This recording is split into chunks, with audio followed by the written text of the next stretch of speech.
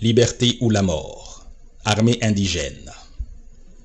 Aujourd'hui 1er janvier 1804, le général en chef de l'armée indigène, accompagné des généraux, chefs de l'armée, convoqués à l'effet de prendre les mesures qui doivent tendre au bonheur du pays.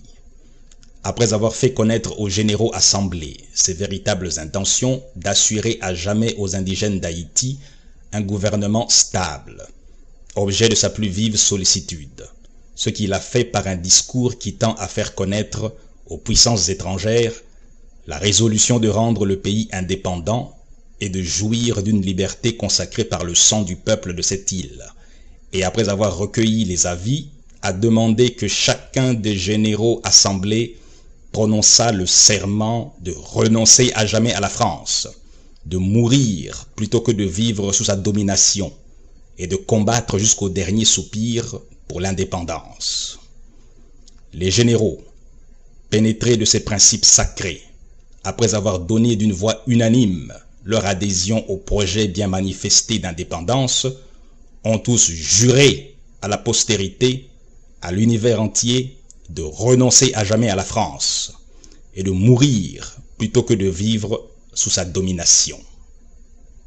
Fait au Gonaïves ce 1er janvier 1804 et le premier jour de l'indépendance d'Haïti. Signé Dessalines, général en chef. Christophe Pétillon, Clairvaux, Geffrard, Vernet, Gabard, généraux de division. Romain, Gérin, Capois, Daut, Jean-Louis François, Féroux, Canguier, Bazelet, Magloire Ambroise, Jean-Jacques Herné, Toussaint Brave, Yaillou, généraux de brigade. Bonnet, Papalier, Morely, Chevalier, Marion, adjudants généraux. Magny, Roux, chef de brigade. Charreron, Loret, Quenet, Macajou, Dupuis, Carbone, Diacqua Aîné, Raphaël, Malte, des Renoncourt, officiers de l'armée. Et Boiron-Tonnerre, secrétaire. Le général en chef au peuple d'Haïti. Citoyens, ce n'est pas assez d'avoir expulsé de votre pays les barbares qui l'ont ensanglanté depuis 2 siècles. Ce n'est pas assez d'avoir mis un frein aux factions toujours renaissantes qui se jouaient tour à tour du fantôme de liberté que la France exposait à vos yeux. Il faut par un dernier acte d'autorité nationale assurer à jamais l'empire de la liberté dans le pays qui nous a vus naître. Il faut ravir au gouvernement inhumain qui tient depuis longtemps nos esprits dans la torpeur la plus humiliante tout espoir de nous réasservir. Il faut enfin vivre indépendant ou mourir. Indépendance ou la mort.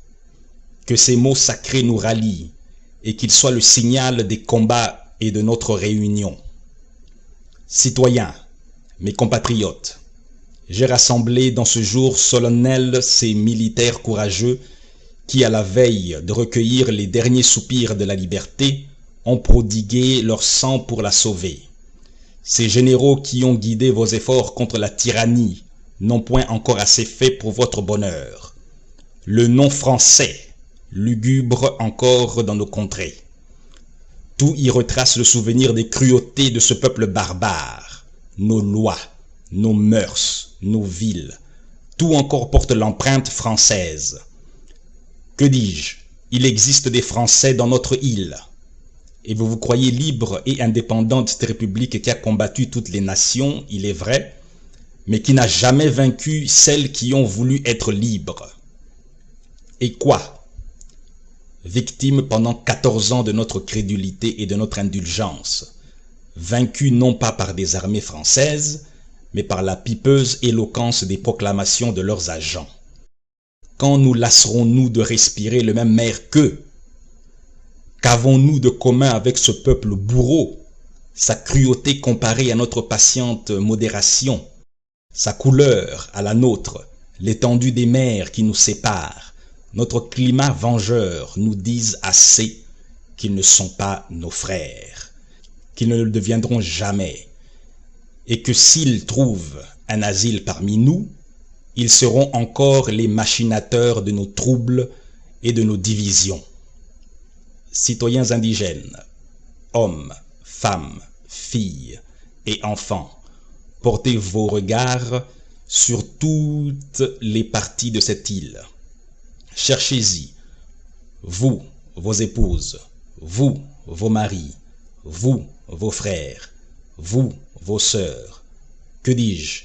Cherchez-y vos enfants à la mamelle. Que sont-ils devenus? Je frémis de le dire. La proie de ces vautours. Au lieu de ces victimes intéressantes, votre œil consterné n'aperçoit que leur assassin, que les tigres dégoûtant encore de leur sang, et dont l'affreuse présence vous reproche votre insensibilité et votre coupable lenteur à les venger. Qu'attendez-vous pour apaiser leur manne? Songez que vous avez voulu que vos restes reposassent auprès de ceux de vos pères, quand vous avez chassé la tyrannie. Descendrez-vous dans leur tombe sans les avoir vengés? Non, leurs ossements repousseraient les vôtres. Et vous, hommes précieux, généraux intrépides, qui, insensibles à vos propres malheurs, avez ressuscité la liberté en lui prodiguant tout votre sang. Sachez que vous n'avez rien fait si vous ne donnez aux nations un exemple terrible, mais juste, de la vengeance qui doit exercer un peuple fier d'avoir recouvré sa liberté et jaloux de la maintenir. Effrayons tous ceux qui oseraient tenter de nous la ravir encore. Commençons par les Français. Qu'ils frémissent en abordant nos côtes, sinon par le souvenir des cruautés qu'ils y ont exercées, au moins par la résolution terrible que nous allons prendre de dévouer à la mort quiconque né français souillerait de son pied sacrilège le territoire de la liberté. Nous avons osé être libres, osons l'être par nous-mêmes et pour nous-mêmes. Imitons l'enfant qui grandit. Son propre poids brise la lisière qui lui devient inutile et l'entrave dans sa marche. Quel peuple a combattu pour nous? Quel peuple voudrait recueillir les fruits de nos travaux? Et quelle déshonorante absurdité que de vaincre pour être esclave! Esclave! Laissons aux Français cette épithète qualificative. Ils ont vaincu pour cesser d'être libres. Marchons sur d'autres traces, imitons ces peuples qui, portant leur sollicitude jusque sur l'avenir et appréhendant de laisser à la postérité l'exemple de la lâcheté, ont préféré être exterminés que rayés du nombre des peuples libres. Gardons-nous cependant que l'esprit de prosélytisme ne détruise notre ouvrage. Laissons en paix respirer nos voisins, qu'ils vivent paisiblement sous l'égide des lois qui se sont faites, et n'allons pas, bout de feu révolutionnaire, nous érigeant en législateurs des Antilles, faire consister notre gloire à troubler le repos des îles qui nous avoisinent. Elles n'ont point, comme celles que nous habitons, été arrosées du sang innocent de leurs habitants. Ils n'ont point de vengeance à exercer contre l'autorité qui les protège.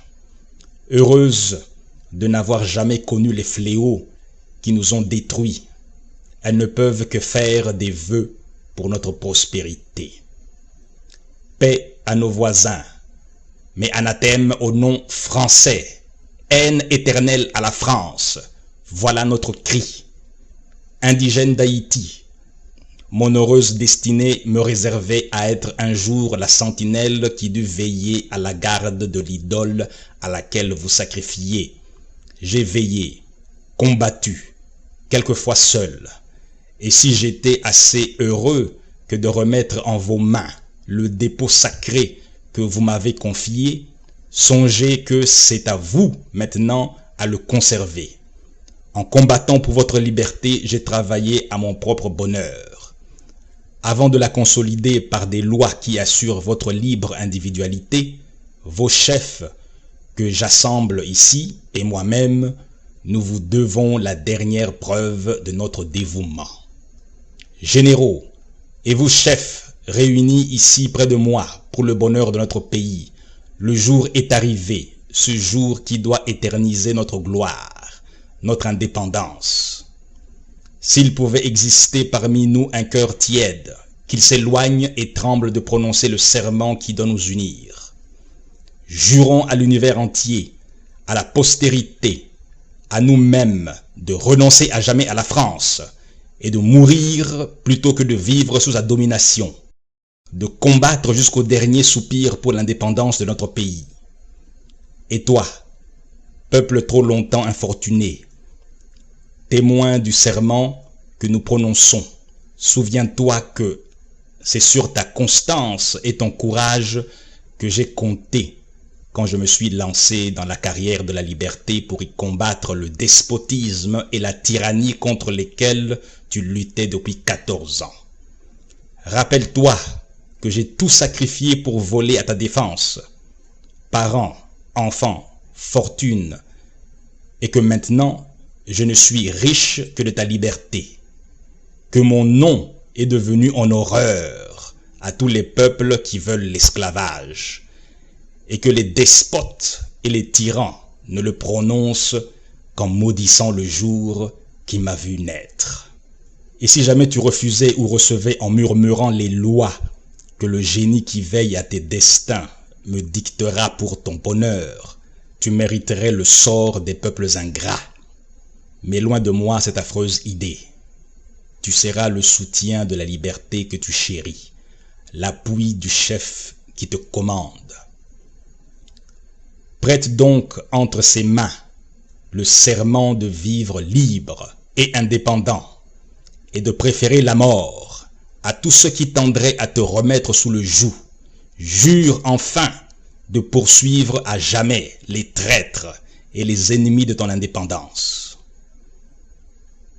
Fait au quartier général des Gonaïves le 1er janvier 1804, l'an premier de l'indépendance.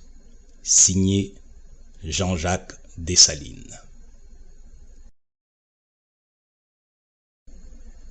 Au nom du peuple d'Haïti, nous, généraux et chefs des armées de l'île d'Haïti, pénétrés de reconnaissance des bienfaits que nous avons éprouvés du général en chef Jean-Jacques Dessalines, le protecteur de la liberté dont jouit le peuple, au nom de la liberté, au nom de l'indépendance, au nom du peuple qui l'a rendu heureux, nous le proclamons gouverneur général à vie d'Haïti. Nous jurons d'obéir aveuglement aux lois émanées de son autorité, la seule que nous reconnaîtrons. Nous lui donnons le droit de faire la paix, la guerre et de nommer son successeur. Fait au quartier général des Gonaïves, ce 1er janvier 1804 et le premier jour de l'indépendance. Signé Gabard, Romain, Ernée, Capois, Christophe, Geffrard, Guérin, Vernet, Pétillon, Clairvaux, Jean-Louis François, Cangé, Féroux, Yaillou, Toussaint Brave, Magloire Ambroise, Louis Bazelet.